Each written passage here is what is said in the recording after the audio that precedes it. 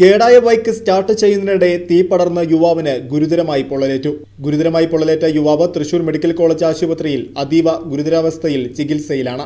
ദേശമംഗലം മേലെത്തലശ്ശേരി ജുമാ മസ്ജിദിന് സമീപം താമസിക്കുന്ന അത്താണിക്കൽ വീട്ടിൽ മുസ്തഫയുടെ മകൻ 22-കാരനായ മുഹമ്മദ് ഫാരിസിനാണ് ഗുരുതരമായി പരിക്കേറ്റത്. ചൊവ്വാഴ്ച വൈകിട്ട് 3 മണിയോടെയാണ് അപകടം സംഭവിച്ചത്. മുഹമ്മദ് ഫാരിസ് ജോലി ചെയ്യുന്ന ചിറ്റണ്ടയിലെ ബൈക്ക് വർക്ക്ഷോപ്പിൽ വെച്ച് കേടായ ബൈക്ക് സ്റ്റാർട്ട് ചെയ്യാൻ ശ്രമിക്കുന്നതിനിടെ തീപ്പൊരി ഉണ്ടാവുകയായിരുന്നു. ഈ തീ സമീപത്തുണ്ടായിരുന്ന പെട്രോൾ കുപ്പിയിലേക്ക് പടരുകയും നിമിഷങ്ങൾക്കകം അതൊരു തീക്കോളമായി മാറുകയായിരുന്നു എന്നാണ് ദൃക്സാക്ഷികൾ പറയുന്നത്. അപകടത്തിൽ 90% പൊള്ളലേറ്റ മുഹമ്മദ് ഫാരിസിനെ ഉടൻ തന്നെ തൃശൂർ ഗവൺമെന്റ് മെഡിക്കൽ കോളേജ് ആശുപത്രിയിൽ പ്രവേശിപ്പിച്ചു. യുവാവ് ഇപ്പോഴും അതീവ ഗുരുതരാവസ്ഥയിലാണെന്നും അപകടനില തരണം ചെയ്തിട്ടില്ലെന്നും ഡോക്ടർമാർ അറിയിച്ചു.